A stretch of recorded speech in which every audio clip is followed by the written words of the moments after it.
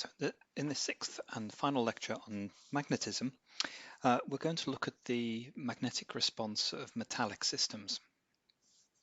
So we'll begin by looking at the phenomena of Pauli paramagnetism. So many metals are observed to be paramagnetic, but their paramagnetism differs from that we've seen earlier, the sort of Curie paramagnetism, which is strongly temperature dependent, in that the paramagnetism we find in metals is independent of temperature. So let's see if we can apply some of our understanding of metals from the electronic properties of solids course to understand that. So previously we'd have the sort of Curie paramagnetism, and in Curie paramagnetism all the magnetic moments contribute.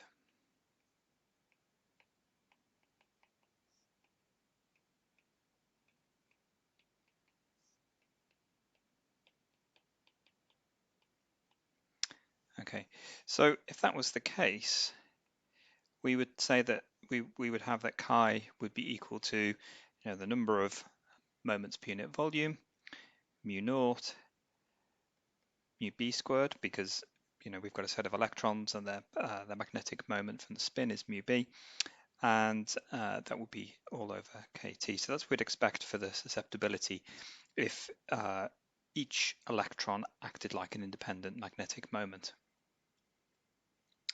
However, this is a quantum system, and in a metal, only the electrons close to the Fermi energy can contribute. So only the electrons within roughly kT of the Fermi energy contribute.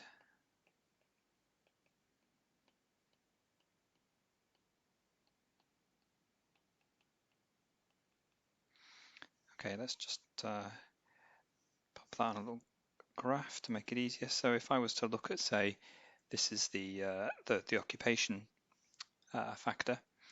Okay, let's mark that on as EF. This graph is energy on that scale. Okay. Well, we know that the Fermi occupation factor is just 1. Okay.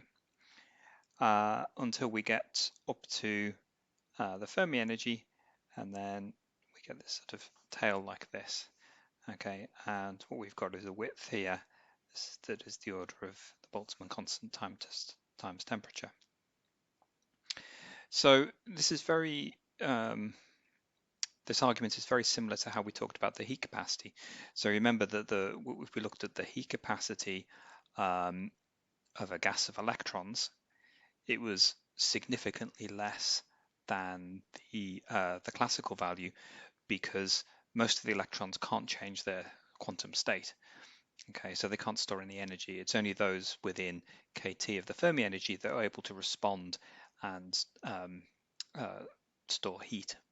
And it's very similar here in that most of the electrons are way below the Fermi energy. They can't change their directions of the magnetic moment. It's only those that are close to the Fermi energy that are able to change their magnetic moment and hence respond to the field. So we'd expect that we've got a fraction that can contribute, which will be kT all divided by EF. Okay, so that's basically saying it's this amount as a fraction of this amount that is able to contribute. So if we, this is a sort of back of the envelope calculation, but if we then multiply that through, so multiply this by Boltzmann constant times temperature over EF, okay, that would give us n mu naught mu b squared over EF, and this doesn't depend on temperature. Okay, so that's a very rough outline.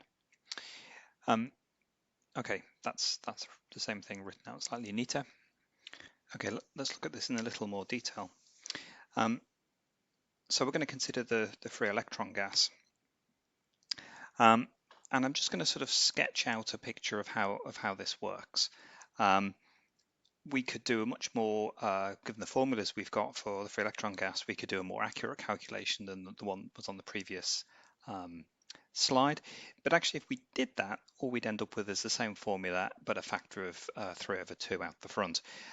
It's not worth doing a long derivation just to get a factor of 2/3. We just need the understanding of what's actually going on.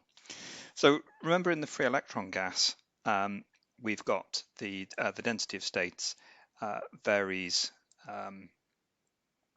as the square root of energy. Okay, so so just to be clear, this is really DOS on this axis. Okay, these are really density of states. Okay, so so the density of states goes as the square root of energy. So the higher in energy we are, the more states there are available. Okay, and in the free electron gas model, we would fill all the states up until the Fermi energy. So all of these states down here are filled up, and above here we've got empty states. Okay, so now in the free electron gas model, the electrons are all paired up. Okay, so what I can do is I can put a sort of mirror option on when I draw out this density of states. So I can split them out into the ones in which the magnetic moment is aligned up and the ones in which the magnetic moment are aligned down. Okay, and in no external field, there's no energy penalty between the moments pointing up and the moments pointing down. So these two densities of states graphs mirror each other. Okay, it's why we normally don't bother plotting the two spin channels separately, because they convey the same, this conveys the same information that this one does. Okay, but what happens when I apply a magnetic field? So let's imagine that I'm going to apply a magnetic field and I'll put it in this direction. Okay, well, what happens is that the energy of the electrons whose moment is aligned with the field is lowered. Okay, it goes down by mu b, and the it goes down by mu b, the Moore magneton, times the value of the magnetic field b. Okay, and those that are aligned against the field, so these ones here, their energy shifts up by the Bohr magneton times the field that we apply. Now this is a very exaggerated diagram just to get the point across. So what that would give is there's a sort of splitting now between the bottom of these two densities of states by 2 mu b. Okay, but the Fermi energy has to still be in this has to be the same for both magnetic moment up and magnetic moment down. It's just a straight line there, so we still fill the electrons in up to the same level. But you can kind of see what's gone on now, because what's happened is some of the electrons at the top here have been able to change their magnetic moment to being aligned with the field. So now remember that the number of electrons is equal to the area under a densities of states curves integrated up to the Fermi energy. So there are more electrons with magnetic moment in the direction of the applied field than those against the direction of the applied field. So you can see there's now a net magnetism. Okay, this system would have no magnetism because for every up there was a down, but here they don't all pair up, so there's a net magnetism in the direction of the applied field. In other words, this is a paramagnetic behavior. Okay, so that's just a slightly more sophisticated way of looking at what we did on the previous slide.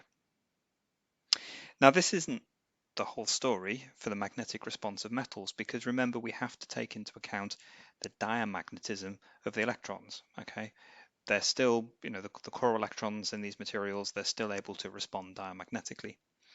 So for a free electron gas, it should be that the paramagnetic effect is bigger than the diamagnetic effect, so overall they are paramagnetic. And in fact, if we look at aluminium and lithium, which were known to be very well described by a free electron-like model, that prediction is good. Okay, let's just have a quick look. So lithium, sodium, aluminium here are all found to be these experimental results for the susceptibility. So these are chi measured by experiment. Okay, but it's not true that all metals are paramagnetic, because if we look at copper and silver are diamagnetic. Okay, so what's gone on there? Well, they're not perfectly described by a free electron model. They're transition elements. Okay, so there's a more different balance between the diamagnetic and the paramagnetic effect in those materials, and just depending on how big and small those two contributions are. So for both copper and silver, it turns out that the diamagnetism effect we've talked about is bigger than this Pauli paramagnetism. So copper and silver are diamagnetic overall. Okay. Now you might think, well, hang on, maybe I can start to play some games here. And if I was to, could I make a material that had chi is 0, so it didn't affect a magnetic field? Possibly, if I thought about alloying certain metals together. So that might be a way of producing a material, at least with a very low susceptibility. Okay. Now I'll just make two interesting observations. Bismuth is a metal. It's quite a heavy metal, and it's the most diamagnetic element that we have. Okay, so its susceptibility is definitely diamagnetic, but you can see it's actually really quite large. Okay, and bismuth is quite an interesting material.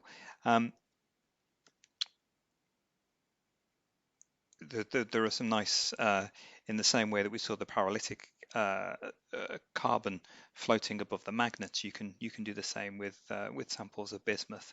Okay, the diamagnetism is that strong in it. A fairly legitimate question might be to ask, why is bismuth's diamagnetism so large? It's quite a heavy element, and if you think about the formula that we had for the diamagnetic susceptibility of isolated atoms, it's scaled as Z, so you might think that gives a big effect. It's not enough though. Okay, it turns out that it's not just, you can't get such a big number just by superimposing bismuth atoms. It is actually about how the diamagnetism of the bonded electrons comes into play. Okay, but it's not thinking about it's hard to give a more intuitive answer to that question. Another one that's interesting, which I'll come back to in the next part of this lecture, is platinum. Okay, so platinum is paramagnetic, but you can see it's a transition metal as well, so it's not well described by a free electron gas, but it is paramagnetic, and its susceptibility is really quite large. It's much bigger than the free electron gas like metals. Okay, and I'll mention why that is in the next lecture.